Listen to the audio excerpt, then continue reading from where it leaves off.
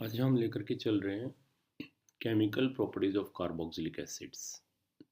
Carboxylic acids को अगर हम कहें तो इससे हम डिनोट करेंगे कार्बोक्सिलिक एसिड को RCOOH। अगर फॉर्मिक एसिड को हम एक्सक्लूड कर दें तो बाकी जितने भी कार्बोक्सिलिक एसिड हैं वो दो पार्ट से मिलके बने हुए हैं। कौन कौन सा पार्ट है उसके अंदर? एक पार्ट तो आप कहेंगे ये वाला है, ये एल्काइल भी हो सकता है और अराइल भी हो सकता है। और दूसरा पार्ट इसके अंदर क्या है? दूसरा है कार्बोक्सिल ग्रुप। सेकंड ये है कार्बोक्सिल ग्रुप।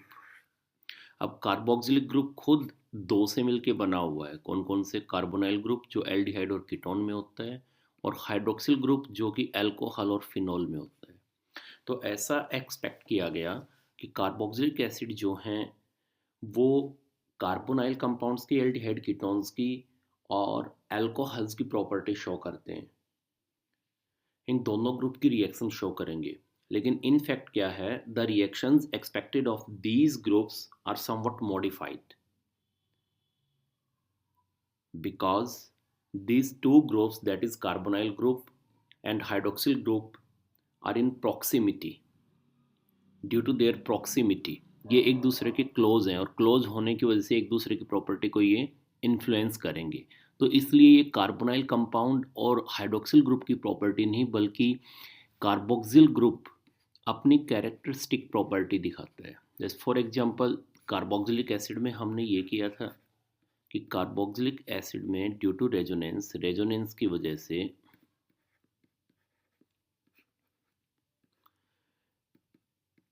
जो कार्बोनाइल कार्बन है, दिस वन, ये जो कार्बोनाइल कार्बन है ये एल्डिहाइड और कीटोन की बजाय कम इलेक्ट्रोफिलिक है। This carbonyl carbon is less electrophilic as compare to carbonyl carbon present in aldehyde and ketones due to this resonance. यानी इस कार्बन पे कम पॉजिटिव चार्ज है किसकी बजाय? जो एल्डिहाइड और कीटोन में होता है उसके कंपेरेटिवली।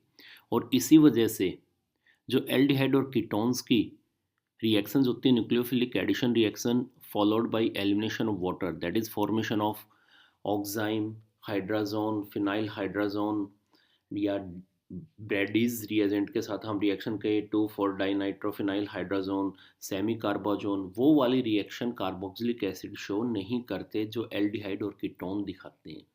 तो ऑक्साइम फॉर्मेशन कार्बोक्सिलिक एसिड नहीं करेंगे, हाइड्राजोन्स नहीं बनाएंगे, फिनाइल हाइड्राजोन नहीं बनाएंगे, सेमी कार्बाजोन नहीं बनाएंगे, 2,4 डाइनाइट्रोफिनाइल हाइड्राजोन्स नहीं बनाएंगे। रीज़न यही कि यहाँ पर इस रेजोनेंस की वजह से कार्बोक्सिल ग्रुप का जो ये कार्बन है इस पे लेस पॉजिटिव चार्ज है, जबकि कार्बोनाइल ग्रुप जो एल्डिहाइड कीटोन में होता है इस कार्बन पे कंपेरेटिवली ज़्यादा पॉजिटिव चार्ज होता है। या सिंपली हम ये कहें कि एल्डिहाइड कीटोन में ये कार्बन ज़्यादा इलेक्ट्रोफिलिक होती है जबकि यहाँ पर ये कम इलेक्ट्रोफिलिक है। और इस रेजोनेंस की वजह से दूसरा हम देखते हैं तो यहाँ इस ऑक्सीजन पे पॉजिटिव चार्ज भी आ गया, और इस पे पॉजिटिव चार्ज आने की वजह से जो कार्बोक्सिलिक एसिड होते हैं ये, इनका जो हाइड्रोक्सिल ग्रुप है ये मोर एसिडिक हो गया as compare to hydroxyl group of as compare to hydroxyl group of alcohol and phenol. यहाँ पर आप देख रहे हैं less electrophilic nature of the carboxyl carbon puts a partial positive charge on the hydroxyl oxygen. ये आ गया hydroxyl oxygen atom पे positive charge, so making the hydroxyl group of the carboxylic acids more acidic as compared to hydroxyl group of alcohol and phenols। तो इसलिए हम कह सकते हैं कि कार्बोक्सिलिक एसिड जो है वो कार्बोनाइल कंपाउंड, एल्डिहाइड कीटोन और अल्कोहल और फिनॉल की प्रॉपर्टी नहीं शो करता, उन दोनों की प्रॉपर्टीज़ नहीं दिखाता, बल्कि इसकी अपनी कैरेक्टरिस्टिक प्रॉपर्टी होते हैं क्योंकि कार्बोक्सिलिक एसिड में दोनों ग्रुप प्रॉक्सिमिटी में है जिसकी वजह से एक दूसरे की प्रॉपर्टी को इन्फ्लुएंस करते हैं। जैसा कि अभी हमने बताया कि कार्बोक्सिल ग्रुप में जो कार्बन है ये less electrophilic as compare to जो एल्डिहाइड कीटोन में कार्बोनाइल कार्बन है इसके कंपेरेटिवली। और जो रेजोनेंस हुई है इस रेजोनेंस की वजह से यहाँ पर ऑक्सीजन जो हाइड्रोक्सिल ग्रुप कार्बोक्सिलिक एसिड में है उस ऑक्सीजन पे पार्शियल पॉजिटिव चार्ज डेवलप हो गया जिसकी वजह से कार्बोक्सिलिक एसिड ज़्यादा एसिडिक हो गए as compare to hydroxyl group of alcohol and phenols. So we can say reactions of carboxylic acids are characteristic of the carboxyl group and the alkyl group. तो ये दो की प्रॉपर्टी दिखाएगा, alkyl group की and carboxyl group की, और carboxyl group की अपनी कैरेक्टरिस्टिक प्रॉपर्टीज होती हैं।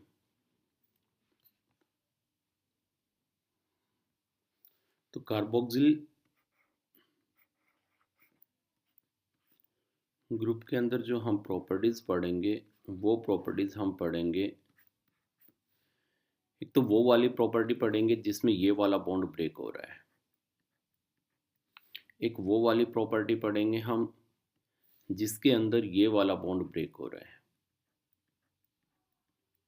और एक वो प्रॉपर्टी पढ़ेंगे जिसमें COH group as a whole participate कर रहा है, COH group as a whole participate कर रहा है, और एक हम वो रिएक्शंस पढ़ेंगे जिसके अंदर एल्काइल ग्रुप इन्वॉल्व है, रिएक्शंस ऑफ एल्काइल ग्रुप, और एक वो पढ़ेंगे एल्काइल ग्रुप की जगह हमने आपको बताया था यहाँ अराइल ग्रुप भी हो सकता है, एक रिएक्शंस वो पढ़ेंगे जिसमें aryl group involve.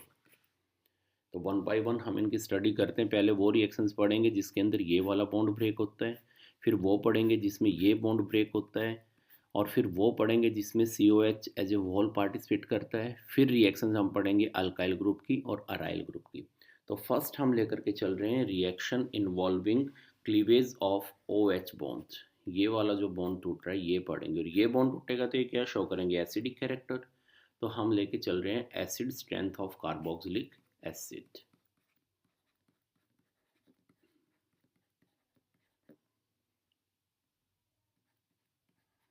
Acid strength of carboxylic acid. Carboxylic acid जो होते हैं वो ऑर्गेनिक कंपाउंड जितने अब तक हमने पढ़े हैं उन सब में सबसे ज़्यादा एसिडिक होते हैं, लेकिन मिनरल एसिड जैसे कि सल्फ्यूरिक एसिड हो गया, हाइड्रोक्लोरिक एसिड हो गया, नाइट्रिक एसिड हो गया, उनसे बहुत वीक एसिड होते हैं। एक्वस सॉल्यूशन में आपको पता है कि कार्बोक्सिलिक एसिड जो होंगे एक्वस सॉल्यूशन में वो आयनाइज होंगे, और वहाँ पर एक इक्विलिब्रियम बन जाएगा between the carboxylate ion and the hydronium ion and undissociated carboxylic acid। Equilibrium में एग्जिस्ट करेंगे, और यहाँ इक्विलिब्रियम कांस्टेंट क्या हो जाएगा, K will be equal to concentration of carboxylate ion RCO negative and S3O positive and divided by concentration of RCOH and concentration of H2O। H2O की जो concentration है ये कांस्टेंट रहेगी, तो इस कंसनट्रेशन को हम इस K के साथ मर्ज कर दें and put another constant that is Ka, K into concentration of H2O, and for these two constant put another constant that is Ka, and Ka is known as dissociation constant for acid। ये क्या आ जाएगा, concentration of RCO negative and concentration of hydronium ion and divided by concentration of RCOOH। अब acidic strength जो होगी वो directly proportional होगी Ka की value की। Acidic strength is directly proportional to Ka value. Ka की वैल्यू जितनी ज़्यादा होगी उतनी हाइड्रोनियम आयन यानी H पॉजिटिव आयन की कंसंट्रेशन ज़्यादा होगी। तो हम कह सकते हैं कि Ka value of Ka is a measure of acidic strength of an acid। Greater the value of Ka, greater is the tendency of the acid to ionize and hence stronger is the acid। तो acidic strength पहले भी बता चुका हूँ आपको, acidic strength directly proportional to Ka, and you know another term that is pK, which is negative logarithm of Ka, and acidic strength inversely proportional to Pk। दो acid दे दे और उनकी K की वैल्यू दे दे, जिसकी K की value ज़्यादा होगी उस एसिड की एसिडिक स्ट्रेंथ ज़्यादा होगी, और Pk की वैल्यू जिसकी ज़्यादा होगी उसकी एसिडिक स्ट्रेंथ कम होगी, या मैं कहूँ Pk की वैल्यू जिसकी कम होगी उसकी एसिडिक स्ट्रेंथ ज़्यादा होगी। तो एसिडिक स्ट्रेंथ K के डायरेक्टली प्रोपोर्शनल और Pk के क्या हो जाएगी, इनवर्सली प्रोपोर्शनल हो जाएगी। Pk की वैल्यू न्यूमेरिकल वैल्यू जितनी कम होगी उतना ही स्ट्रॉन्गर एसिड होगा। तो हम ये कह सकते हैं कि के की वैल्यू ज़्यादा, एसिडिक स्ट्रेंथ ज़्यादा, के की वैल्यू ज़्यादा तो पी के की वैल्यू अपने आप कम आ जाएगी, बिकॉज पी के इज़ नेगेटिव लॉगरिथम ऑफ के ए. Smaller the numerical value of pKa, stronger is the carboxylic acid, and we can say better is the proton donor. उतनी जल्दी वो प्रोटॉन डोनेट करेगा.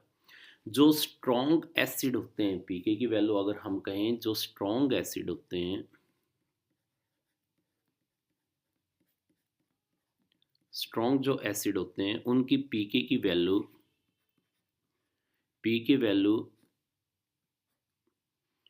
लेस देन 1 होती है. उनकी पी की वैल्यू लेस देन 1 होती है. और इसके अंदर जैसे आपके HCl आ गए, या आपका H2SO4 आ गया इसी के अंदर, या आपका ट्राईफ्लोरो एसिटिक एसिड आ गया, ट्राईफ्लोरो एसिटिक एसिड ये आ गया इसके अंदर, आपका HNO3 आ गया इसके अंदर. ये जो एसिड हैं ये स्ट्रॉन्ग एसिड और इनकी पी की वैल्यू 1 से कम होगी. और जिन एसिड्स की पी के वैल्यू लाई करती है 1 to 5 इस वैल्यू के बीच, वो मॉडरेटली स्ट्रॉन्ग एसिड होते हैं. ये मॉडरेटली स्ट्रॉन्ग एसिड होते हैं. मॉडरेटली स्ट्रॉन्ग एसिड होते हैं ये. जैसे फॉर एग्जांपल यहाँ पर आप एसिटिक एसिड कह दें, CH3COH एसिटिक एसिड हो गया, या यहाँ पर बेंजोइक एसिड हो गया. इनकी पी के वैल्यू अगर 1 से कम है तो बहुत स्ट्रॉन्ग एसिड हैं. जैसे ये आगे मिनरल एसिड इसके अंदर आ गया, ट्राईफ्लोरो एसिटिक एसिड आ गया इसके अंदर. और जिनकी पी के वैल्यू 1 से और 5 के बीच में लाई करती है, ये मॉडरेटली स्ट्रॉन्ग एसिड होते हैं. जैसे एसिटिक एसिड आ गया, बेंजोइक एसिड आ गया. और जो वीक एसिड होते हैं, वीक एसिड, उनकी जो पी के वैल्यू होती है वो जनरली लाई करती है 5 to 15. 5 to 15 के बीच लाई करती है, वो वीक होते हैं. और जो एक्सट्रीमली वीक होते हैं, ये वीक हो गए. और जिनको हम कहें बहुत ज़्यादा वीक होते हैं, एक्सट्रीमली वीक होते हैं, एक्सट्रीमली वीक एसिड, उनकी पी के वैल्यू जो है वो 15 से भी ज़्यादा होती है. उनकी पी के वैल्यू 15 से भी ज़्यादा होती है. जैसे हम कहें कि पी के वैल्यू जो है वो अल्कोहल में, अगर इथेनॉल की हम पी के वैल्यू लें तो इथेनॉल की पी के वैल्यू नियरली 16 के आसपास होती है. और जबकि कार्बोक्सिलिक एसिड जो अभी आपने लिया था यहाँ पे एसिटिक एसिड, इसकी पी के वैल्यू जो है वो इससे बहुत कम है इथेनॉल से. ये इथेनॉल की है. और अगर हम सिंपल फिनॉल का जिक्र करें, ये इथेनॉल के लिए आ गई C2H5OH. और अगर हम सिंपल फिनॉल का जिक्र करें तो सिंपल फिनॉल की पी के वैल्यू जो होती है वो होती है नियरली 10. और जबकि एसिटिक एसिड जो होता है इसकी पी के वैल्यू जो होती है वो इनसे दोनों से कम होती है. So we can say carboxylic acids are stronger acid than alcohol and simple phenol, but weaker acid than mineral acid. We can say carboxylic acids are stronger acid than alcohols and simple phenols, but weaker acids than mineral acids. तो के और P K value पे हम बता सकते हैं कि acidic strength कम होगी या ज़्यादा होगी. तो ये ध्यान रखिए, अगर पी के वैल्यू 1 से कम हो जाएगी तो स्ट्रॉन्गर एसिड है, उसमें मिनरल एसिड आपके आ जाएंगे जनरली, या ट्राईफ्लोरो एसिटिक एसिड आ जाएंगे. अगर पी के वैल्यू लाई करती है 1 to 5 तो मॉडरेटली स्ट्रॉन्ग एसिड होंगे. जैसे एसिटिक एसिड आ गया आपका, एसिटिक एसिड की जो है नियरली 5 होती है, 4.8 के आसपास होती है एसिटिक एसिड की. और जो बेंजोइक एसिड होता है वो आ गया इसके अंदर, उसकी भी नियरली 4.2 होती है जो बेंजोइक एसिड होता है. तो यहाँ पर एसिटिक एसिड की अगर हम कहें तो एसिटिक एसिड की नियरली कितनी बताई हमने, नियरली 4.8 होती है, नियरली 4.8, 4.76 होती है. और इसकी होती है 4.19, तो नियरली मैं कह सकता हूँ 4.2 होती है इसकी. तो इनकी देखिए एसिडिक जो पी के वैल्यू होती है वो 5 के आसपास है दोनों की. और जबकि इथेनॉल की जो है वो 16 के आसपास है और फिनॉल की 10 के आसपास है. और जो मिनरल एसिड होते हैं उनकी लेस देन 1 है. तो इससे हम क्या कंक्लूजन निकाल सकते हैं कि कार्बोक्सिलिक एसिड जो होते हैं वो वीकर एसिड हैं मिनरल एसिड से, लेकिन स्ट्रॉन्गर एसिड हैं अल्कोहल और सिंपल फिनॉल से। सिंपल फिनॉल यानी केवल बेंजीन पे OH ग्रुप, कोई इलेक्ट्रॉन विड्रॉइंग NO2 ग्रुप वगैरह नहीं लगा हुआ, उससे एसिडिक स्ट्रेंथ उनकी इंक्रीज कर जाती है अगर ये लगा होगा तो इसलिए सिंपल फिनॉल हम यहाँ पे कह रहे हैं। अब कार्बोक्सिलिक एसिड जो हैं वो एसिडिक कैरेक्टर शो क्यों करते हैं? Cause of acidic nature of carboxylic acid, what is the cause, what is the cause of acidic nature of carboxylic acid? तो कार्बोक्सिलिक एसिड का अगर रेजोनेटिंग स्ट्रक्चर हम बनाएं तो इसका रेजोनेटिंग स्ट्रक्चर देखते हैं क्या आएगा।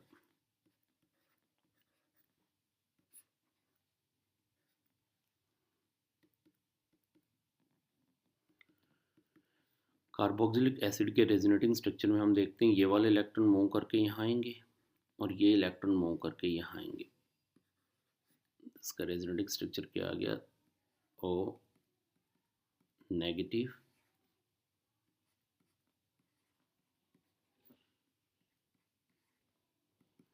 O पॉजिटिव, ये आ जाएगा। और नेक्स्ट अगर इसका हम देखें स्ट्रक्चर,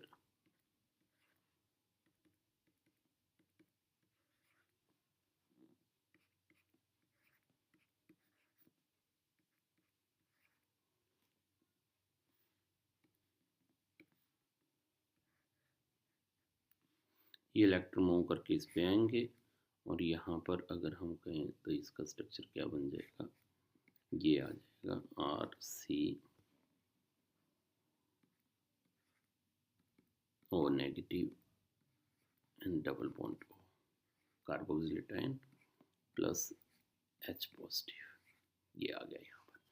एक तो देखिए ऑक्सीजन की इलेक्ट्रोनेगेटिविटी अपने आप में ज़्यादा है जो कि यहाँ से इलेक्ट्रॉन विड्रॉ करेगा। ऊपर से देखिए इस रेजोनेटिंग स्ट्रक्चर की वजह से ऑक्सीजन पे पॉजिटिव चार्ज भी आ गया।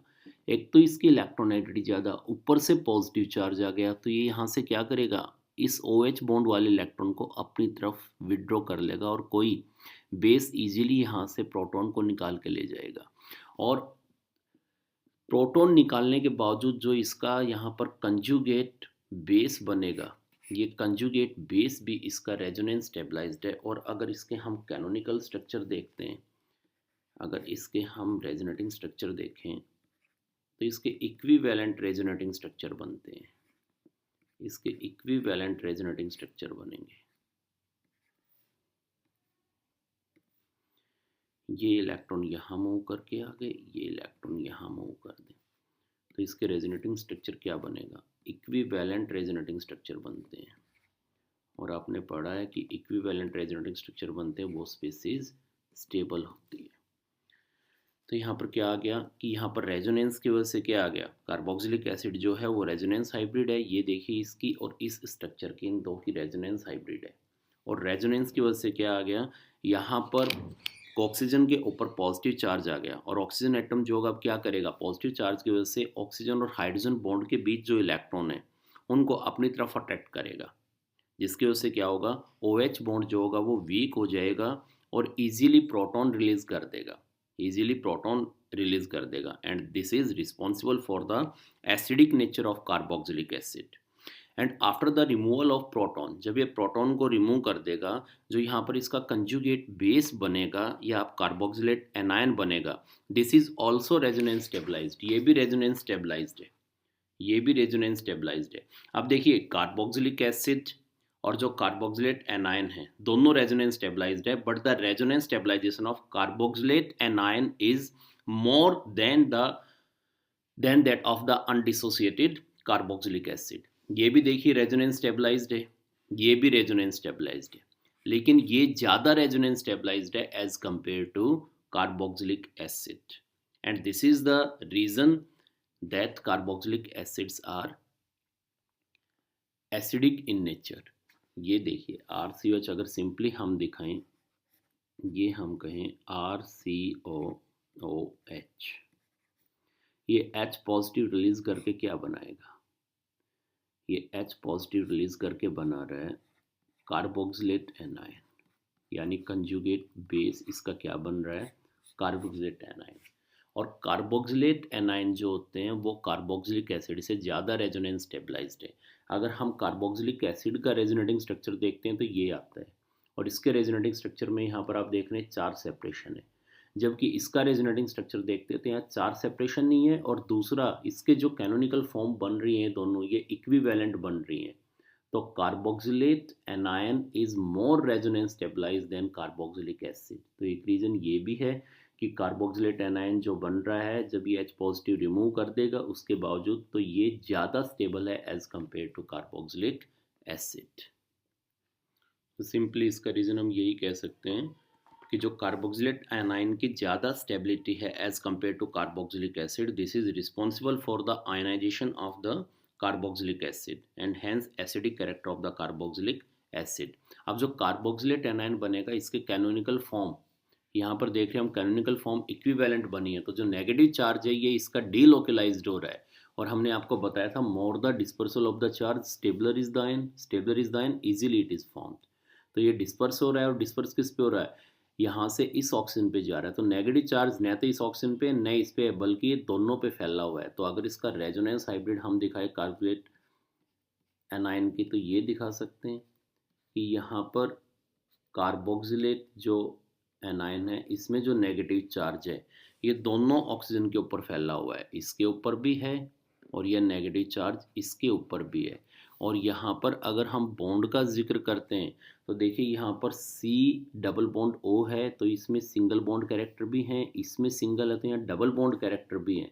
तो यहाँ पे जो इसका बॉन्ड ऑर्डर आएगा CO बॉन्ड लेंथ जो आएगी यहाँ पे दोनों में क्या आएगी, इक्वल आएगी, जो कि डबल से छोटी होगी और सिंगल से बड़ी होगी।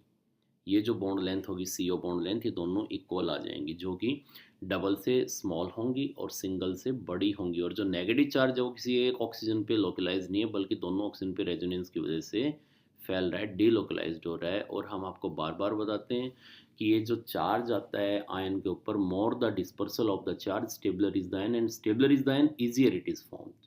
तो जितना इसका चार्ज डिस्पर्स होगा उतनी ये जल्दी बनेगा, और ये जल्दी बनेगा तो ये आयनाइज होगा, और ये आयनाइज होगा तो इसकी एसिडिक स्ट्रेंथ ज़्यादा होगी।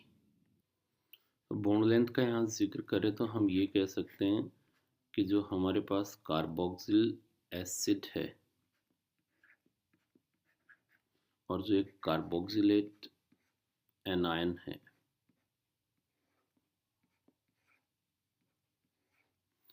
यहाँ पर ये जो दो बॉन्ड लेंथ हैं कौन कौन सी, ये वाली, ये बॉन्ड लेंथ और ये बॉन्ड लेंथ, ये अलग अलग होंगी। यहाँ पे ये बॉन्ड लेंथ यहाँ पे अलग अलग होंगी, जबकि यहाँ पे ये बॉन्ड लेंथ और ये बॉन्ड लेंथ यहाँ पर सेम है। ये दोनों बॉन्ड लेंथ सेम होगी क्योंकि इसके अगर आप रेजोनेटिंग स्ट्रक्चर बनाते तो अभी आपको बताया यहाँ पर ये बॉन्ड लेंथ दोनों सेम आ जाएंगे। और ये जो बॉन्ड लेंथ होगी ये क्या होगी, ये होगी CO सिंगल बॉन्ड और CO डबल बॉन्ड के बीच की होंगी, जबकि यहाँ पे दो बॉन्ड लेंथ डिफरेंट हो क्योंकि ये C डबल बॉन्ड ऑक्सीजन से अटैच और ये C सिंगल बॉन्ड ऑक्सीजन से अटैच है।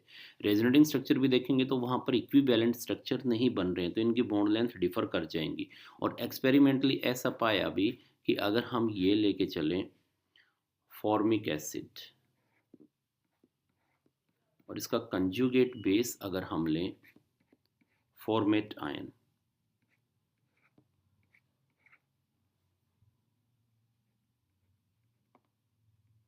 तो फॉर्मेट आयन का जो चार्ज होगा नेगेटिव वो एक ऑक्सीजन पे नहीं होगा बल्कि क्या होगा, दोनों ऑक्सीजन पे फैला हुआ है, दोनों ऑक्सीजन पे फैला हुआ है ये चार्ज, इस पे भी और इस पे भी। तो मैं ये कह सकता हूँ कि ये जो चार्ज यहाँ पर फैला हुआ है नेगेटिव चार्ज, ये इस ऑक्सीजन पे और इस ऑक्सीजन दोनों के ऊपर रेजोनेंस की वजह से फैला हुआ है। अब एक्सपेरिमेंटली ऐसा पाया भी इसके अंदर कि ये वाली जो बॉन्ड लेंथ है ये स्मॉल है और ये बॉन्ड लेंथ यहाँ बड़ी है, एक्सपेरिमेंटली ऐसा मिला भी है। ये जो बॉन्ड लेंथ है ये सिंगल बॉन्ड है तो ये बॉन्ड लेंथ बड़ी मिली है और ये वाली बॉन्ड लेंथ स्मॉल मिली है फॉर्मिक एसिड में, जबकि फॉर्मेट आयन में ये वाली बॉन्ड लेंथ और ये वाली बॉन्ड लेंथ दोनों इक्वल मिली है। तो यहाँ बॉन्ड लेंथ इक्वल मिलने का रीज़न क्या है कि यहाँ पे जो फॉर्मेट आयन है यह रेजोनेंस स्टेबलाइज्ड है और इसके इक्विवेलेंट स्ट्रक्चर बन रहे हैं। और यहाँ पर जो बॉन्ड लेंथ है कार्बन ऑक्सीजन बॉन्ड लेंथ वो कार्बन ऑक्सीजन सिंगल बॉन्ड और कार्बन ऑक्सीजन डबल बॉन्ड के बीच की है। अब हम कंपेयर करते हैं acidic character of alcohols and carboxylic acid, comparison of acidic strength of alcohol and carboxylic acids. पहले बता चुके हैं कार्बोक्सिलिक एसिड जो होते हैं वो अल्कोहल से बहुत स्ट्रॉन्ग एसिड होते हैं। तो उसका रीज़न क्या है? उसका रीज़न ये है कि अगर यहाँ पे हम कहें कार्बोक्सिलिक एसिड जो है वो H पॉजिटिव रिलीज करके क्या बनाएंगे? कार्बोक्सिलिक एसिड जो होंगे वो H पॉजिटिव रिलीज करके ये देंगे carboxylate anion after losing H positive. Obviously यहाँ पे वाटर लेंगे तो वाटर H पॉजिटिव को ले जाएगा, यहाँ पे हाइड्रोनियम आयन बन जाएगा, ये आप दिखा सकते हैं। और अल्कोहल जो होंगे अगर ये वाटर को H पॉजिटिव देते हैं तो ये क्या बनाएंगे? ये बनाएंगे एल्कोक्साइड आयन, ये बनाएंगे एल्कोक्साइड आयन। यहाँ भी आप वाटर दिखा सकते हैं, यहाँ से ये H पॉजिटिव को ले जाएगा, ये इलेक्ट्रॉन यहाँ पे आ जाएंगे, तो ये भी आप S3O पॉजिटिव दिखा सकते हैं। तो अब यहाँ पे कार्बोक्सिलिक एसिड जो है इसकी एसिडिक स्ट्रेंथ ज़्यादा क्यों होती है, उसका क्या रीज़न है? तो उसका रीज़न हमने आपको बताया था। एक तो कार्बोक्सिलिक एसिड जो है इसके अगर हम कैनोनिकल स्ट्रक्चर देखते हैं तो कार्बोक्सिलिक एसिड के कैनोनिकल स्ट्रक्चर में हमें दिखाई दे रहा है कि यहाँ पर रेजोनेंस की वजह से ऑक्सीजन पे पार्शियल पॉजिटिव चार्ज आ गया, और पॉजिटिव चार्ज आने की वजह से यहाँ से क्या करेगा, ये OH बॉन्ड के इलेक्ट्रॉन को अपनी तरफ अट्रैक्ट कर लेगा और ईजिली H पॉजिटिव को निकाल देगा। जबकि यहाँ पे हम देखते हैं अल्कोहल के केस में, अल्कोहल के केस में यहाँ पे अल्काइल ग्रुप है जो क्या शो करेगा, प्लस आई इफेक्ट शो करेगा, और प्लस आई इफेक्ट की वजह से ये इस साइड OH बॉन्ड की तरफ इलेक्ट्रॉन डेंसिटी इंक्रीज कर देगा। तो ये OH बॉन्ड में इलेक्ट्रॉन डेंसिटी इंक्रीज कर रहा है और OH बॉन्ड का ब्रेक होना मुश्किल बना रहा है। और अगर किसी तरह ये H पॉजिटिव निकल भी गया तो यहाँ पे जो एल्कोक्साइड आयन बना है, this alkoxide ion is not resonance stabilized, बल्कि यहाँ पर R जो है वो प्लस आई इफेक्ट से इसके नेगेटिव चार्ज को डिस्पर्स नहीं कर रहा बल्कि इसको इंटेंसिफाई कर रहा है, लेकिन इस केस में क्या है, जो कार्बोक्सिलेट आयन बना है, this carboxylate anion is resonance stabilised, ये रेजोनेंस स्टेबलाइज्ड है, इसका नेगेटिव चार्ज रेजोनेंस की वजह से डिस्पर्स हो रहा है। और हमने आपको बताया था more the dispersal of the charge stabler is the ion easily it is formed. तो सिंपल सा रीज़न ये है कि कार्बोक्सिलिक एसिड जो हैं वो अल्कोहल से स्ट्रॉन्गर एसिड क्यों होते हैं। तो पहला रीज़न तो ये कि इसका रेजोनेटिंग स्ट्रक्चर देखें तो ऑक्सीजन पे पार्शियल पॉजिटिव चार्ज आ गया, पॉजिटिव चार्ज आने की वजह से OH बॉन्ड के इलेक्ट्रॉन्स को ऑक्सीजन अपनी तरफ अट्रैक्ट कर लेगा, इसकी इलेक्ट्रोनेगेटिविटी ज़्यादा थी और ऊपर से इस पर पॉजिटिव चार्ज भी आ गया तो इन इलेक्ट्रॉन को अपनी तरफ अट्रैक्ट कर लेगा और ईजिली H पॉजिटिव निकाल देगा। जबकि अल्कोहल में ये प्लस आई इफेक्ट की वजह से क्या करेगा, ये वाला जो अल्काइल ग्रुप है ये OH बॉन्ड जो है इसमें इलेक्ट्रॉन डेंसिटी को इंक्रीज कर देगा, जिससे कि OH बॉन्ड और भी स्ट्रॉन्ग हो जाएगा और इसका ब्रेक होना मुश्किल हो जाएगा। दूसरा, कार्बोक्सिलिक एसिड H पॉजिटिव निकालने के बावजूद जो कंजुगेट बेस बना रहे हैं वो कंजुगेट बेस जो है वो कंजुगेट बेस एनायन होगा ओबियसली, और वो रेजोनेंस स्टेबलाइज्ड है। जबकि इस केस में जो कंजुगेट बेस बना है अल्कोहल के केस में एल्कोक्साइड आयन, यहाँ पे नेगेटिव चार्ज डिस्पर्स होने की बजाय इंटेंसिफाई हो रहा है, किससे, एल्काइल ग्रुप के प्लस आई इफेक्ट से। तो हम कह सकते हैं यहाँ पर कि carboxylate anion is more stable as compare to alkoxide ion. After losing H positive ion, carboxylic acid form carboxylate anion that is conjugate base which is more stable as compared to alkoxide ion formed by alcohol after losing H positive. Why this is more stable? Because here negative charge is delocalized due to resonance, where as in case of alkoxide ion negative charge is not delocalized but intensified by plus I effect of the alkyl group. So carboxylate anion is more stable as compared to alkoxide ion. Carboxylate ion is more stable as compared to alkoxide ion. So we can say carboxylic acids are stronger acid than alcohol. और यहाँ पर ये reaction होगी नहीं। यहाँ पे अगर ये भी देखते हैं, ये देखिए अब कार्बोक्सिलिक एसिड कार्बोक्सिलेट एनायन में क्यों गया, क्योंकि कार्बोक्सिलेट आयन जो बना है ये कार्बोक्सिलिक एसिड से ज़्यादा स्टेबल है। क्यों ज़्यादा स्टेबल है, अभी मैंने ऊपर एक्सप्लेन किया था कि इसके जो रेजोनेटिंग स्ट्रक्चर्स बन रहे हैं उनमें 4 सेपरेशन हो रहा है और इसके रेजोनेटिंग स्ट्रक्चर इक्विवेलेंट बन रहे हैं और इनमें 4 सेपरेशन नहीं है। तो जो कार्बोक्सिलिक एसिड है इससे कार्बोक्सिलेट आयन ज़्यादा स्टेबल है, जबकि अल्कोहल से एल्कोक्साइड आयन ज़्यादा स्टेबल नहीं है। तो इसकी टेंडेंसी इसमें कार्बोक्सिलेट आयन में जाने की होगी, लेकिन अल्कोहल की टेंडेंसी अल्कोक्साइड आयन में जाने की नहीं होगी वाटर के अंदर, तो इजीली वाटर का H पॉजिटिव नहीं देगा ये। यहाँ पे carboxylate ion is more stable than carboxylic acid, whereas alkoxide ion is not more stable than alcohol, और carboxylate ion is more stable than alkoxide ion. Reason, due to resonance, negative charge get dispersed over both the oxygen. But in this case, negative charge is not only localized but intensified by plus I effect of the alkyl group. So this is the reason due to which carboxylic acids are stronger acid than alcohol. और अगर इनमें comparison exam में आता है तो simply हमें एक ही चीज़ लिखनी है कि यहाँ पे जो एल्कोक्साइड आयन बना है ये अल्कोहल से कम स्टेबल है, और यहाँ पर जो कार्बोक्सिलेट आयन बना है यह कार्बोक्सिलिक एसिड से ज़्यादा स्टेबल है। तो कार्बोक्सिलिक एसिड की टेंडेंसी ज़्यादा है कि H पॉजिटिव रिमूव करके कार्बोक्सिलेट आयन बनाए, जबकि अल्कोहल की टेंडेंसी नहीं है कि H पॉजिटिव रिमूव करके एल्कोक्साइड आयन बनाए, इसकी टेंडेंसी कम होगी, बिकॉज एल्कोक्साइड आयन जो है यहाँ पर वो लेस स्टेबल है अल्कोहल से.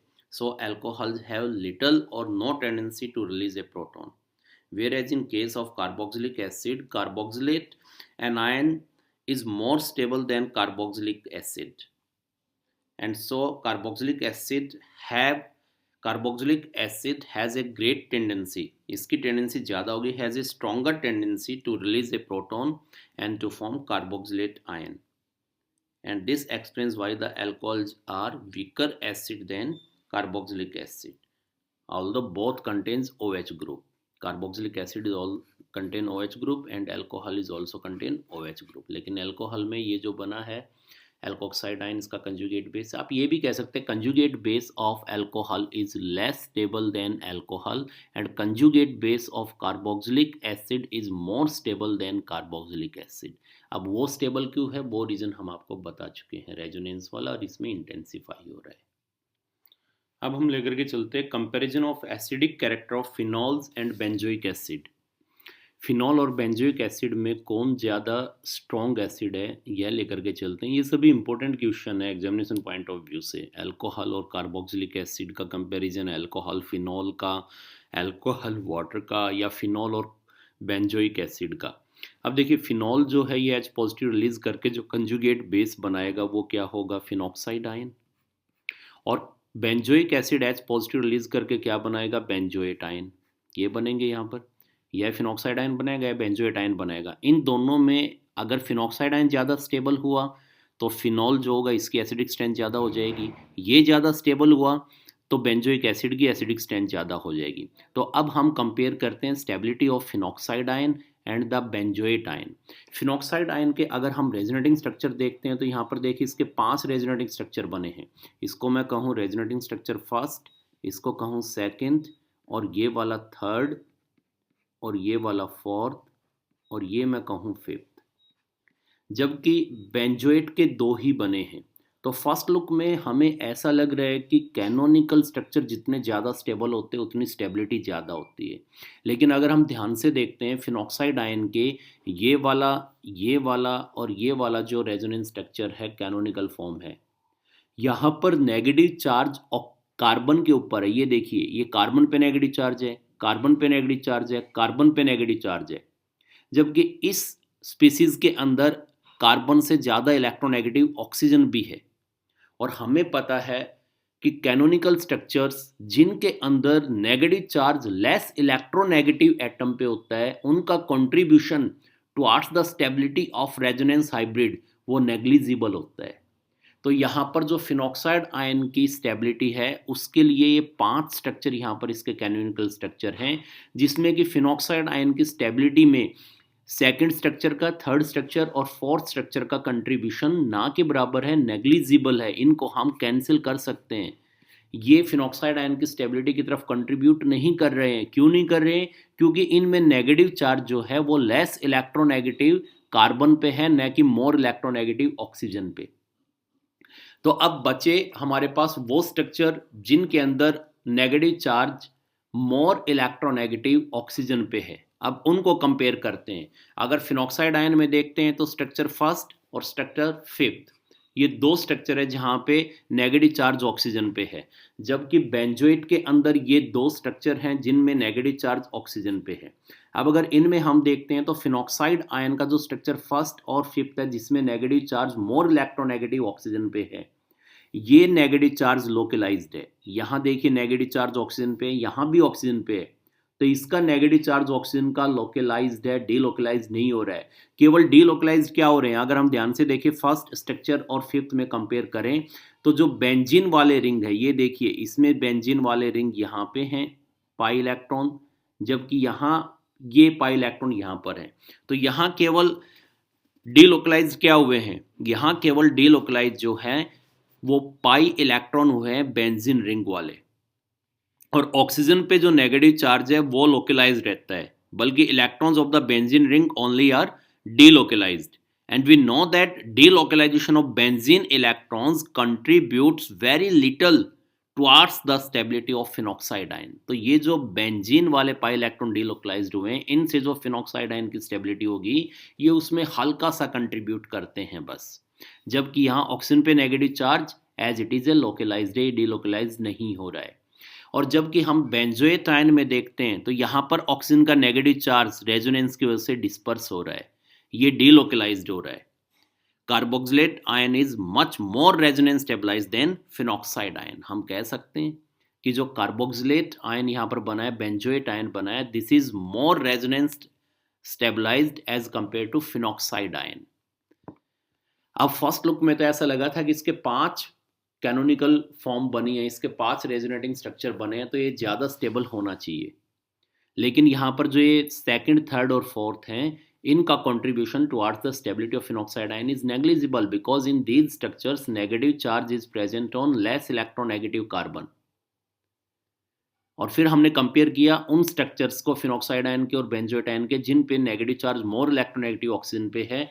तो ये फिनॉक्साइड आयन का जो नेगेटिव चार्ज ऑक्सीजन पे, ये इन दोनों स्ट्रक्चर में फर्स्ट और फिफ्थ में लोकलाइज्ड है। केवल बेंजीन रिंग के जो इलेक्ट्रॉन है ये डीलोकलाइज्ड हो रहे हैं, और इनकी वजह से जो स्टेबिलिटी की तरफ कंट्रीब्यूट हो रहा है फिनॉक्साइड आयन की वो बहुत कम है।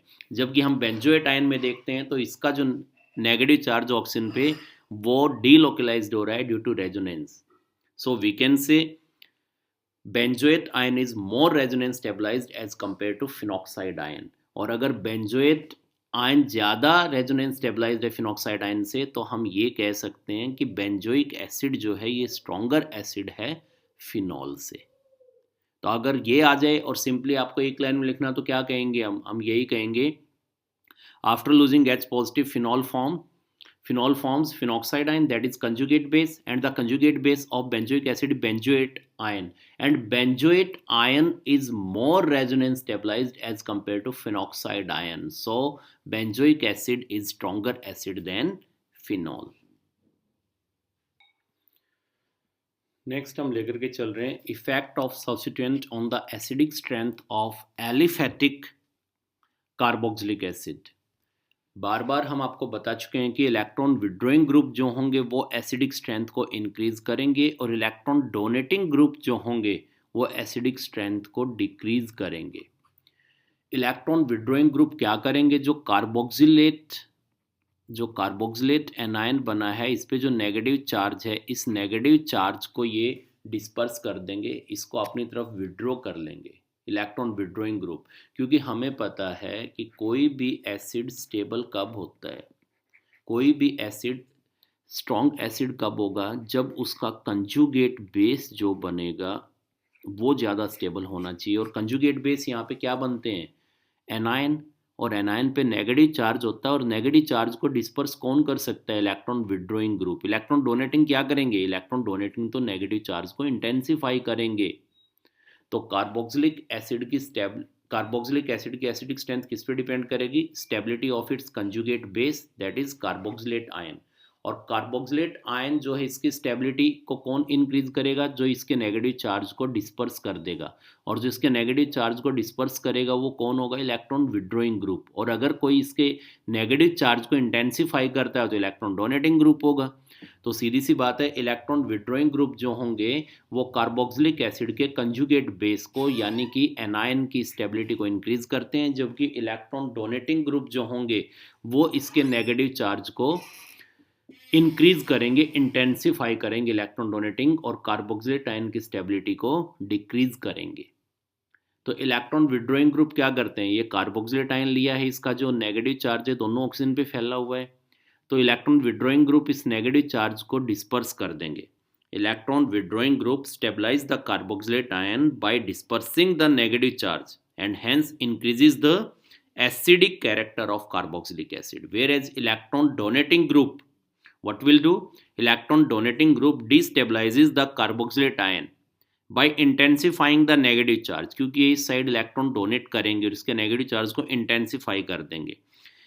So electron donating group destabilizes the carboxylate ion by intensifying the negative charge and hence decreases the acidic character of carboxylic acid। ये कुछ हमने ऑर्डर बताया है इलेक्ट्रॉन विड्रॉइंग ग्रुप का। फिनाइल ग्रुप से ज़्यादा आयोडाइड का इसका हो गया आई का, इससे ज़्यादा Br का, फिर Cl का, F का, Cn का, NO2 का एंड CF3 का, ये आ जाएगा। अब जैसे हम कुछ एग्जाम्पल लेके चलते हैं, ये सारे टॉपिक आपको मैं 11th में करवा चुका हूँ अच्छे से। जैसे हम कंपेयर करें, compare acidic strength of formic acid,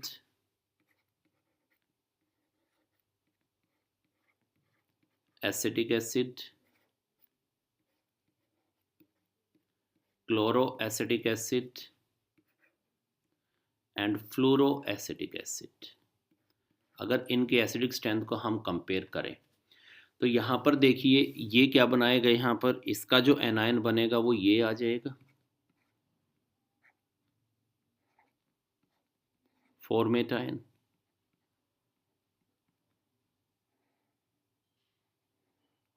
negative charge दोनों पे डिस्पर्स हो रहा है, इसका क्या आ जाएगा, कंजुगेट बेस।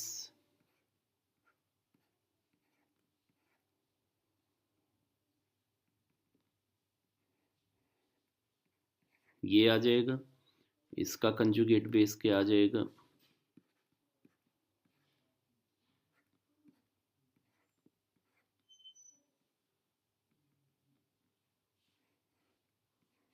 ये, और इसका कंजुगेट बेस क्या आ जाएगा,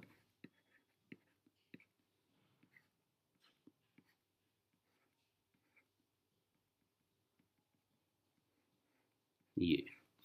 अब हमें पता है यहाँ पर कि हाइड्रोजन के रिस्पेक्ट में यहाँ पर अगर CH3 को लेकर के चलें तो ये क्या शो करेगा, ये यहाँ पर शो करेगा plus I effect, that is this is electron donating group and Cl is electron withdrawing group, ये माइनस आई शो करेगा।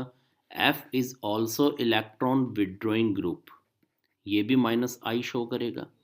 और F जो है इसका माइनस आई इफेक्ट ज़्यादा होता है Cl से, तो यहाँ पर ये जो होगा इसकी एसिडिक स्ट्रेंथ फॉर्मिक एसिड से क्या हो जाएगी, कम, और इन दोनों की फॉर्मिक एसिड से क्या हो जाएगी, ज़्यादा, क्योंकि यहाँ पे जो एसिटिक एसिड से जो कंजुगेट एसिटिक एसिड से जो कंजुगेट बेस बनेगा CH3 group electron donating group होने की वजह से इस नेगेटिव चार्ज को इंटेंसिफाई कर देगा, जबकि ये नेगेटिव चार्ज को क्या करेंगे, अगर यहाँ पे हम देखते हैं तो ये तो इस साइड इलेक्ट्रॉन देगा तो नेगेटिव चार्ज को इंटेंसिफाई करेगा, ये यहाँ से इलेक्ट्रॉन विड्रॉ करेगा तो नेगेटिव चार्ज को डिस्पर्स करेगा, ये और भी ज़्यादा डिस्पर्स कर देगा।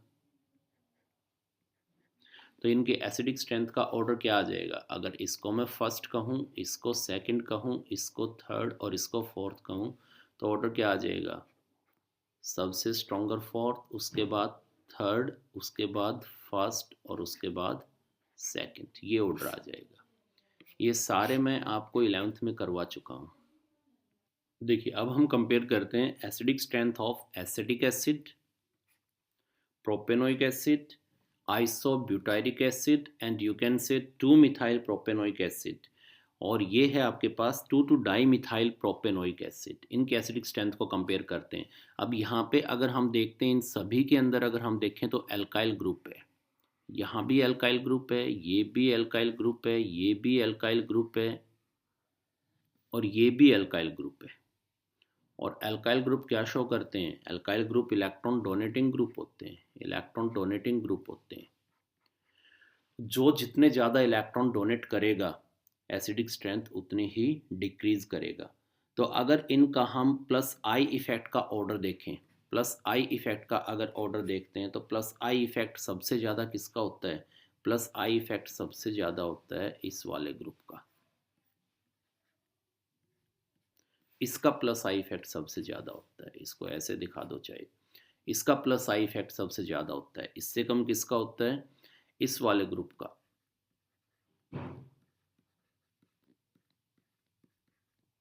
और इससे कम किसका होता है? इसका। और सबसे कम प्लस आई किसका है इनमें?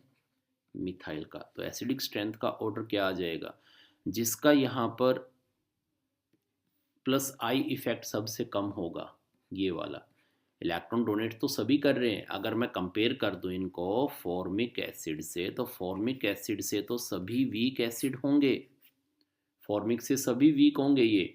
लेकिन इनमें भी अगर कंपेयर करें तो जिसका प्लस आई इफेक्ट ज़्यादा होगा, क्योंकि प्लस आई इफेक्ट अगर इंक्रीज करेगा तो एसिडिक स्ट्रेंथ जो होगी वो डिक्रीज करेगी। तो प्लस आई इफेक्ट सबसे ज़्यादा इसका है, तो इसकी एसिडिक स्ट्रेंथ सबसे कम होगी। तो सबसे ज़्यादा एसिडिक स्ट्रेंथ इनमें कंपेयर करें इसकी, फिर इसकी और फिर इसकी आ जाएगी। क्लियर? नेक्स्ट हम एसिडिक स्ट्रेंथ कंपेयर करते हैं fluoro acetic acid, chloro acetic acid, bromo acetic acid and iodo acetic acid. आपको पता है कि हम फ्लोरीन से क्लोरीन, क्लोरीन से ब्रोमीन, ब्रोमीन से आयोडीन की तरफ जाएं तो माइनस आई इफेक्ट जो है वो डिक्रीज़ करता जाएगा। और माइनस आई इफेक्ट अगर डिक्रीज़ करेगा तो एसिडिक स्ट्रेंथ भी डिक्रीज़ करेगी। तो जिसका माइनस आई इफेक्ट सबसे ज़्यादा होगा उसकी एसिडिक स्ट्रेंथ सबसे ज़्यादा हो जाएगी। तो इसमें अगर हम ऑर्डर दें तो क्या ऑर्डर आ जाएगा? यहाँ पर हमारे पास ऑर्डर आ जाएगा दिस वन।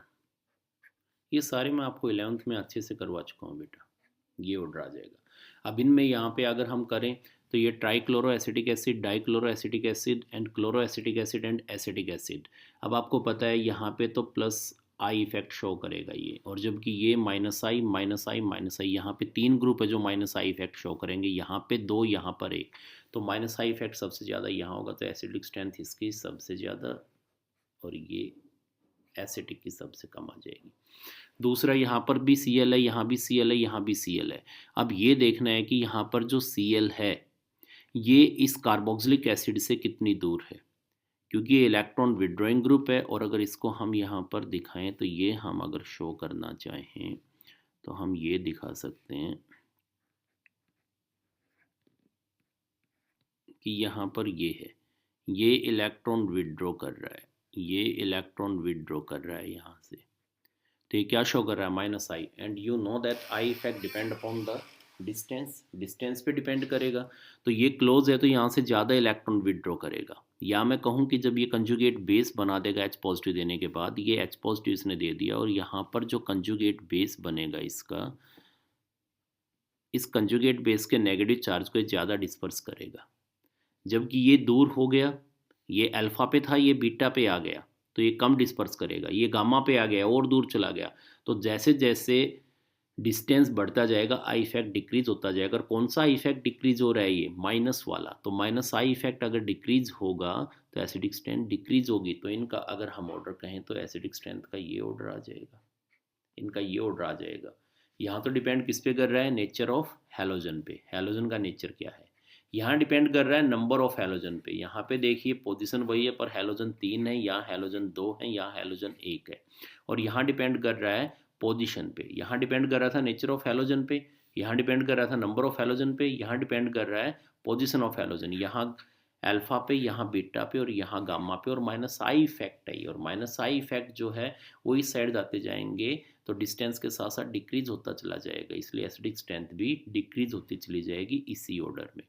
ये आपको मैं बता चुका हूँ एक डीएनपी रूल 11th में। डीएनपी रूल में बहुत अच्छे से आपको 11th में करवा चुका हूँ। Distance, number, position. DNP rule पे मैंने बहुत सारे क्वेश्चंस आपको करवाए थे, वो 11th की नोटबुक में से आप देख सकते हैं। अब हम लेके चलते हैं effect of type of hybridization of carbon atom carrying the COH group. COH group को जिस कार्बन के साथ अटैच है उसकी हाइब्रिडाइजेशन के बेस पे, अगर यहाँ हम देखते हैं ये जो कार्बन है इसकी हाइब्रिडाइजेशन यहाँ पर है sp। ये जो कार्बन लें जिसके साथ COH ग्रुप अटैच है इसकी हाइब्रिडाइजेशन है sp2। और ये जो कार्बन लें जिसके साथ COH ग्रुप है इसकी हाइब्रिडाइजेशन है sp2 और इसकी हाइब्रिडाइजेशन है sp3। तो यहाँ पे सबसे पहली बात तो जो आपको ध्यान रखनी है सिंपल सी, वो क्या ध्यान रखनी है कि यहाँ पे ये ध्यान रखें acidity increases as the electronegativity of carbon atom directly attached to COH group increases, or you can say hybridization of carbon atom directly attached to COH group changes from sp3 to sp3 to sp2 sp2 to sp, इस तरफ increase कर रही है। ये आपको पता है जितने s कैरेक्टर बढ़ेंगे हाइब्रिड ऑर्बिटल में उतनी उसकी इलेक्ट्रोनेगेटिविटी बढ़ेगी। तो यहाँ पर इलेक्ट्रोनेगेटिविटी अगर हम कहें तो sp हाइब्रिडाइज्ड कार्बन की इलेक्ट्रोनेगेटिविटी ज़्यादा है एज कंपेयर टू sp2 और sp2 से कि ज़्यादा है sp3 से। इसमें s कैरेक्टर 50% है, इसके अंदर s कैरेक्टर जो है 33.3% है और इसमें जो s कैरेक्टर है वो 25% है। And as the s character of hybrid orbital increases its electronegativity increases. और यह सिंपली ये ध्यान रखना है कि acidity increases as the electronegativity of carbon. कौन सा carbon? Carbon atom directly attach to COH group increases. जैसे जैसे COH ग्रुप जिस कार्बन से अटैच है उसकी इलेक्ट्रोनेगेटिविटी बढ़ेगी वैसे वैसे एसिडिक स्ट्रेंथ बढ़ेगी। तो आपके पास चाहे यहाँ पर एसिटाइलेनिक ग्रुप हो, दिस इज एसिटाइलेनिक ग्रुप, चाहे विनाइल ग्रुप हो, चाहे फिनाइल ग्रुप हो, अगर ये डायरेक्टली अटैच है कार्बोक्सिल ग्रुप से तो एसिडिटी को जो है ये इंक्रीज करेंगे कार्बोक्सिलिक एसिड की। तो यहाँ पे ये sp है तो एसिडिक स्ट्रेंथ का अगर मैं ऑर्डर का यहाँ जिक्र करता हूँ तो ऑर्डर तो इनका क्या हो जाएगा, अगर इनके ऑर्डर का जिक्र करें तो ऑर्डर इनका ये हो जाएगा, इसकी एसिडिक स्ट्रेंथ सबसे ज़्यादा, इसकी ये और इसकी एसिडिक स्ट्रेंथ ये आ जाएगी। अगर इनकी पी के वैल्यू का मैं जिक्र करता हूँ, अगर पी के वैल्यू का मैं जिक्र करूँ, इसकी पी के वैल्यू होती है 1.89। This is propiolic acid, propiolic acid. This is benzoic acid. This is acrylic acid. This is acrylic acid. आपने CH2 डबल बॉन्ड CH और यहाँ पर CN अक्राइलोनाइट्रिल में पढ़ा है, तो COH होगा तो इक एसिड आ जाएगा वो नाइट्रिल की जगह, तो this is acrylic acid and this is acetic acid. Benzoic acid जो होता है इसकी पी की वैल्यू कितनी होती है 4.19। और जो आपके पास एक्राइलिक एसिड है, अगर एक्राइलिक एसिड की पीएच वैल्यू का जिक्र करें तो ये होती है 4.3। और जो एसिटिक एसिड है इसकी होती है 4.76।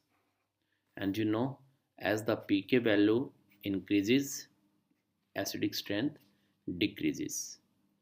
और जो HCOH होता है HCOOH फॉर्मिक एसिड, इसकी पी की वैल्यू होती है 3.75। तो अगर फॉर्मिक एसिड को मैं रखता हूं तो फॉर्मिक एसिड की पोजीशन यहाँ बेंजोइक एसिड और प्रोपियोलिक एसिड के बीच में आ जाएगी। यानी प्रोपियोलिक एसिड से तो ये वीकर एसिड होगा और जो बेंजोइक एसिड है इससे स्ट्रॉन्गर एसिड होगा। अब देखिए यहाँ पर इलेक्ट्रोनेगेटिविटी कार्बन की sp है, यहाँ sp2 है, यहाँ sp2, यहाँ sp3 है, तो इस साइड जा रहे हैं तो कार्बन, कौन सा कार्बन जिसके साथ COH ग्रुप अटैच, उसकी इलेक्ट्रोनेगेटिविटी बढ़ती जा रही है तो एसिडिक स्ट्रेंथ बढ़ेगी। अब इनमें देखते हैं कि यहाँ ऐसा क्यों हुआ। यहाँ तो हम देखते हैं तो ये भी आपके पास sp2 है, ये भी sp2 है, फिर एसिडिक स्ट्रेंथ इसकी ज़्यादा क्यों है।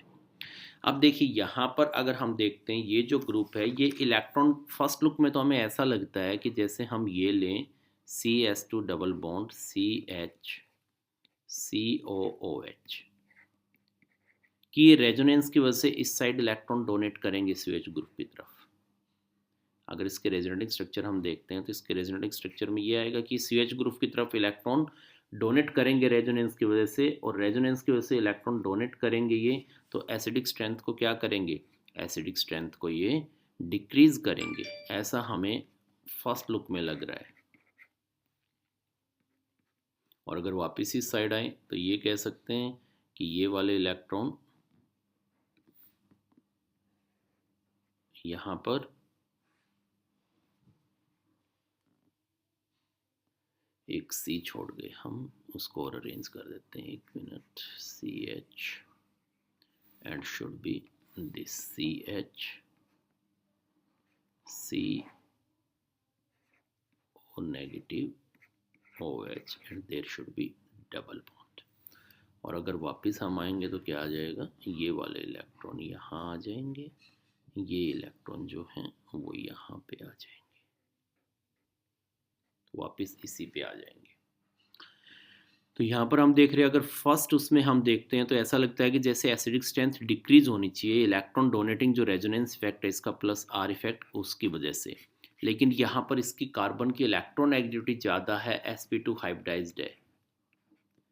तो देखिए इलेक्ट्रॉन ये अगर मैं इससे कंपेयर करता हूँ, देखिए CS3COH यहाँ पर क्या कर रहा है, CS3COH जो है ये यहाँ पर इलेक्ट्रॉन को डोनेट कर रहा है, इलेक्ट्रॉन डोनेट कर रहा है, तो एसिडिक स्ट्रेंथ को डिक्रीज कर रहा है ये,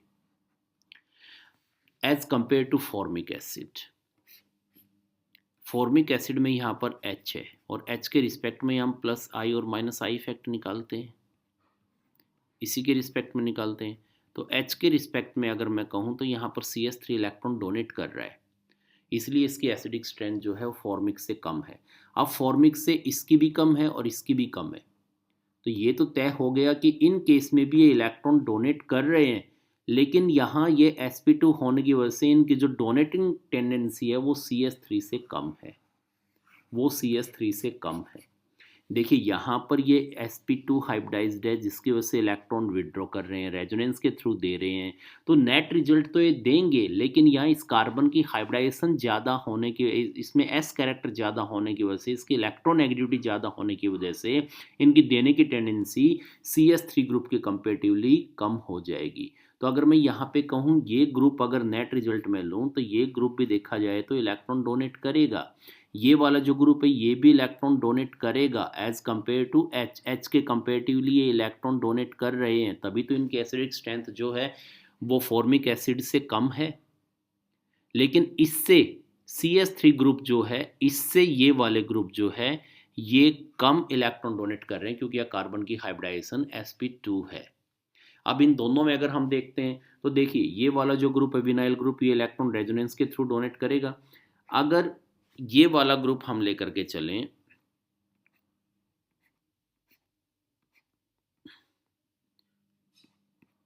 और ये भी अगर इलेक्ट्रॉन डोनेट करेगा, जो बेंजीन रिंग है ये भी रेजोनेंस के थ्रू इलेक्ट्रॉन देगा, प्लस R के थ्रू इलेक्ट्रॉन देगा, तो इसका अगर हम नेक्स्ट रेजोनेटिंग स्ट्रक्चर देखते हैं तो उस रेजोनेटिंग स्ट्रक्चर में इसके एरोमेटिक कैरेक्टर ख़त्म हो जाते हैं, ये अपने एरोमेटिक कैरेक्टर ख़त्म कर देता है। ये देखिए ये पॉजिटिव आ गया, ये आ गया और यहाँ पर double bond CO negative OH।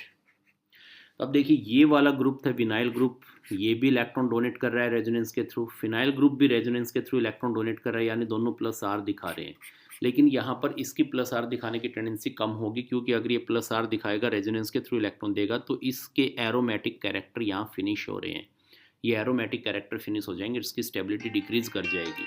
तो हम यहाँ पर ये कहेंगे कि इसकी इलेक्ट्रॉन देने की जो टेंडेंसी है, इलेक्ट्रॉन देने की जो टेंडेंसी है वो फिनाइल ग्रुप की विनाइल ग्रुप के कंपेरेटिवली कम है, क्योंकि अगर यह इलेक्ट्रॉन रेजोनेंस के थ्रू डोनेट करेगा तो यहाँ पर इसके एरोमेटिक कैरेक्टर वैनिश हो जाएंगे। तो इसलिए हम कह सकते हैं कि इस ग्रुप की टेंडेंसी इलेक्ट्रॉन इसके कंपेरेटिवली देने की ज़्यादा है, तो इसलिए इसका एसिडिक कैरेक्टर इससे कम है। लेकिन ध्यान रहे ये भी देगा लेकिन CS3 से कम देंगे। अगर ये नहीं देते इलेक्ट्रॉन तो फिर इनकी एसिडिक स्ट्रेंथ HCOH से फॉर्मिक एसिड से ज़्यादा होनी चाहिए थी, लेकिन इससे कम है। लेकिन इसकी एसिडिक स्ट्रेंथ जो है, इसकी एसिडिक स्ट्रेंथ जो है वो फॉर्मिक एसिड से ज़्यादा है। तो इसका मतलब ये इलेक्ट्रॉन विड्रॉ करेगा, क्योंकि यहाँ ये पाई इलेक्ट्रॉन डीलोकलाइज्ड हो गए, और डीलोकलाइज्ड होने से इलेक्ट्रॉन डोनेट करने की टेंडेंसी कम हो जाती है। यहाँ पर इनमें डीलोकलाइजेशन है, आपको पता है कि इनके अंदर एक सर्कल बन जाता है, एक सिलेंड्रिकल रिंग बन जाता है पाई इलेक्ट्रॉन का, और ये पाई इलेक्ट्रॉन डीलोकलाइज्ड हो जाते हैं, तो इनके इलेक्ट्रॉन डोनेट करने की टेंडेंसी प्लस आर के थ्रू कम हो जाती है। तो यहाँ पर हम यही कहेंगे कि इस केस के अंदर जो है इस ग्रुप की टेंडेंसी एच के कंपेटिवली इलेक्ट्रॉन विदड्रॉ करने की है, तभी इसकी एसिडिक स्ट्रेंथ जो है वो फॉर्मिक एसिड से ज़्यादा है। तो हमने इसके साथ कंपेयर करके बता दिया। एच के रिस्पेक्ट में अगर हम कहें तो ये ग्रुप नेट रिजल्ट इलेक्ट्रॉन देगा, ये भी इलेक्ट्रॉन देगा, ये भी देगा, लेकिन देने की टेंडेंसी इसकी कम, इसकी इससे ज़्यादा, और इसकी सबसे ज़्यादा है COH ग्रुप को इलेक्ट्रॉन देने की टेंडेंसी। और ये ग्रुप इलेक्ट्रॉन विड्रॉ करेगा, ये ग्रुप इलेक्ट्रॉन विड्रॉ करेगा, इलेक्ट्रॉन विड्रॉ कर रहा है तभी तो इसकी एच के रिस्पेक्ट में इलेक्ट्रॉन विड्रॉ कर रहा है, तभी तो इसकी प्रोपियोलिक एसिड की एसिडिक स्ट्रेंथ फॉर्मिक एसिड से ज़्यादा है। तो इसको हम यहाँ पर कंपेयर कर सकते हैं। तो अगर इनका ऑर्डर आप रखना चाहें, फॉर्मिक एसिड को अगर रखेंगे तो फॉर्मिक एसिड कहाँ जाएगा, यहाँ इन दोनों के बीच में आ जाएगा, यानी प्रोपियोलिक एसिड से तो वीक हो जाएगा, लेकिन बेंजोइक एसिड से स्ट्रॉन्ग हो जाएगा। अब हम कंपेयर करते हैं, इंपॉर्टेंट क्वेश्चन है बेटा, ये वाला इंपॉर्टेंट है। अब हम कंपेयर करते हैं acidic strength of formic acid, benzoic acid, phenyl acetic acid and acetic acid. अब देखिए ये वाला तो क्लियर हो ही गया था हमारे पास, ये भी, ये भी, ये भी। अब इस केस में क्या हुआ कि यहाँ पर ये जो ग्रुप है, एक चीज़ तो ये मान के चलें कि नेट रिजल्ट इस ग्रुप का क्या रहेगा, CH ग्रुप जिसके साथ अटैच है ये sp3 हाइब्रिडाइज्ड है, लेकिन ये इस ग्रुप के साथ अटैच हो गया जो कि यहाँ पे -I इफेक्ट शो करेगा। तो ये ग्रुप एज ए वोल तो इस साइड इलेक्ट्रॉन डोनेट करेगा, पर इसके इलेक्ट्रॉन डोनेट करने की टेंडेंसी CS3 ग्रुप की कंपेरेटिवली कम हो गई, क्योंकि इसके पास ये वाला ग्रुप कैसा लटक गया, ये जो ग्रुप है ये इलेक्ट्रॉन विड्रॉइंग ग्रुप लग गया CS2 के साथ। तो ये इलेक्ट्रॉन विड्रॉ होने की वजह से क्या हो गया कि इसके इस साइड इलेक्ट्रॉन डोनेट तो करेगा, पर डोनेट करने की टेंडेंसी मिथाइल ग्रुप के कंपेरेटिवली कम हो गई है, तो इसलिए इसकी एसिडिक स्ट्रेंथ ज़्यादा हो गई है। यहाँ पे किसके साथ अटैच है, sp2 के साथ अटैच है, sp2 के साथ अटैच है। तो इसलिए इनका जो ऑर्डर आएगा वो क्या आ जाएगा, ये ऑर्डर हो जाएगा इनकी एसिडिक स्ट्रेंथ का। तो एसिडिक स्ट्रेंथ जैसे आप पी के वैल्यू देख रहे हैं, फॉर्मिक एसिड की सबसे कम है पी के वैल्यू, और एसिटिक एसिड की सबसे ज़्यादा है। तो फिनाइल एसिटिक एसिड जो होगा यह बेंजोइक एसिड से तो वीकर हो जाएगा, जबकि एसिटिक एसिड से स्ट्रॉन्गर एसिड हो जाएगा, इसका पर्टिकुलर ध्यान रखना। तो phenyl acetic acid is a slightly stronger acid than acetic acid. क्यों हो गया थोड़ा स्ट्रांगली, क्योंकि इसके साथ ये फिनाइल ग्रुप लग गया जो -I इफेक्ट दिखाएगा, इस साइड इलेक्ट्रॉन विड्रॉ करेगा, तो इसकी इस साइड इलेक्ट्रॉन देने की टेंडेंसी CS3 ग्रुप के कंपेरेटिवली डिक्रीज हो जाएगी। दे तोगा इस साइड ये इलेक्ट्रॉन, लेकिन इसके कंपेरेटिवली कम देगा, तो इसलिए इसकी एसिडिक स्ट्रेंथ जो है वो एसिटिक एसिड से ज़्यादा होगी। इलेक्ट्रॉन तो ये देगा, ये भी देगा, लेकिन CS3 ग्रुप ज़्यादा इलेक्ट्रॉन देगा, जबकि ये वाला जो ग्रुप है यहाँ पर बेंजाइल ग्रुप, ये इलेक्ट्रॉन कम देगा, क्योंकि ये जो ग्रुप है ये इलेक्ट्रॉन इस साइड विड्रॉ कर रहा है, तो इस साइड देने की टेंडेंसी इसकी कंपेरेटिवली CS3 ग्रुप के कम हो जाएगी। और अगर इलेक्ट्रॉन डोनेट करने की टेंडेंसी कम होगी इसके कंपेरेटिवली, तो इसकी एसिडिक स्ट्रेंथ इंक्रीज कर जाएगी।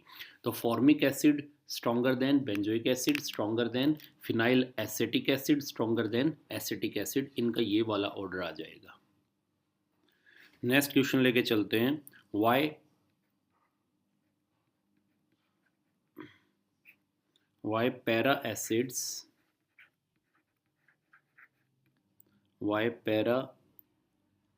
acids are weaker acids than their parent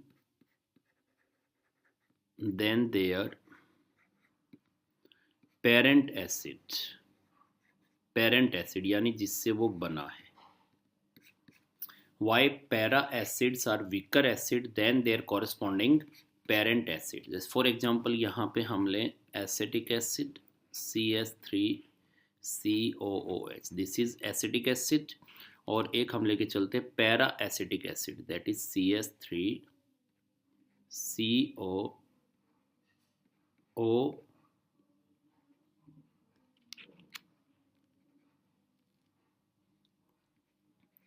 O H. This is acetic acid, and this is para-acetic acid.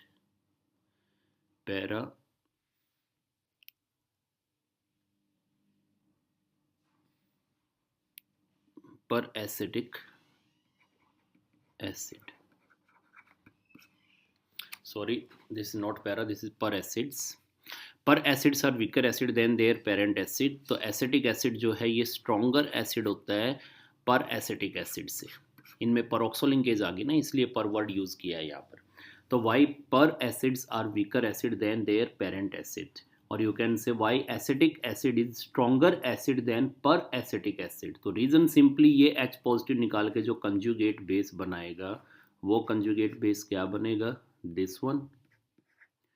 और ये जो कंजुगेट बेस बनाएंगे H पॉजिटिव निकाल के वो क्या बनेगा, दिस वन.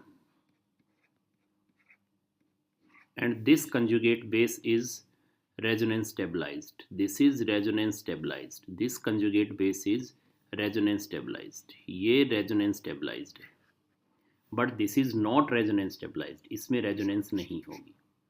तो ये अगर क्वेश्चन आ जाए वाई per acids are weaker acid than their corresponding acid than their corresponding parent acid, जैसे एसिटिक एसिड है और इसका अगर हम पर एसिड ले तो क्या हो जाएगा, पर एसिटिक एसिड, यानी इसमें पर ऑक्सो लिंकेज आ गई है.